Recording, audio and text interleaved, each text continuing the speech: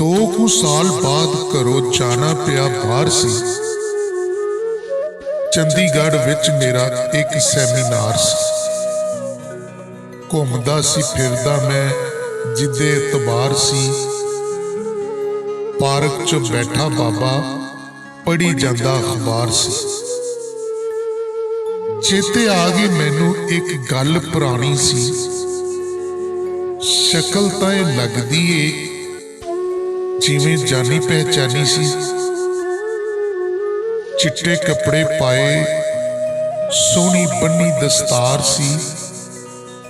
भी ये तां ओही बाबा नत्था सिंह सरदार सी। कोल जाके बुलाया मैं सत श्री अकाल जी। उन्होंने भी मेरे वल कीता ख्याल सी। मत्थे उत्ते हथ रख कड्डी उन्हां सियाण सी। फिर बाबा जी ने मैनू लिया पहचान सी। मैं बाबा जी नू पुछया बस इको ही सवाल सी। पिंडों तुसी चंडीगढ़ आए किदे नाल जी? पुत पोतियां दी शेरा तेनू दसी सी मैं कहानी। भुल गया दसनी अपनी एक धी रानी। पिंड जदों गई ते वेख्या उरे ते परे है। छोटा पुत कहंदा फुफो बापू तां बाहर दे घरे है। भज्जी भज्जी आई जद ओ मेरे वल सी। भज्जी भज्जी आई जद ओ मेरे वल सी ते हुब्बा मार दस दिती मैं तां सारी गल सी। जिस ताने उत्ते बैठे सी ओ धीए ओही वड्डदा घर दे मालक नूं ही धीए घरों बाहर कढ दिता। घर दे मालिक नूं ही धीए घरों बाहर कढ दिता। सुनिया उसने जदों मेरा हाल सी। रो रो मर जानी हो गई बेहाल सी। मेरे नाल चलो संभाल करूंगी मैं आप जी। रुलन नहीं देना मैं मेरा प्यारा बाप। रुलन नहीं देना मैं मेरा प्यारा बाप। ना धीए ना मेरा वजूगा जगदा।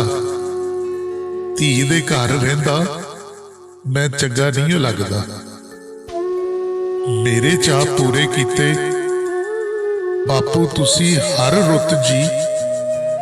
धी नहीं है मैं तुहाडा पंजवां पुत जी। इन्नी गल सुन शेरा हो गया मैं खड़ा सी। उस वेले धी उत्ते मान होया बड़ा सी। उस वेले धी उत्ते मान होया बड़ा सी। फड़ के बांह धी ने कार चो बिठाया सी। इस तरह बस शेरा चंडीगढ़ आया सी। इस तरह बस शेरा चंडीगढ़ आया सी। सेवा करते ने बहुत ते चक दिती तंगी ने। आ वेख सेहत पहले नालों चंगी है। हौली हौली पहला नालों बदल गया टाइम जी। धीयां नालों पुत चंगे ये तां एवें वहम जी। धीयां नालों पुत चंगे ये तां एवें वहम जी। सारा बन खड़दियां ने मां बाप दा हर दुखां चो। हाड़ाई होए कतल ना कराइयो इन्हां नूं कुखां च। हाड़ाई होए कतल ना कराइयो इन्हां नूं कुखां च। इको गल कहंदा चहला नत्था सिंह सरदार होए। धीआं नूं भी पुत्तां जिन्ना करियो प्यार होए। धीआं नूं भी पुत्तां जिन्ना करियो प्यार होए।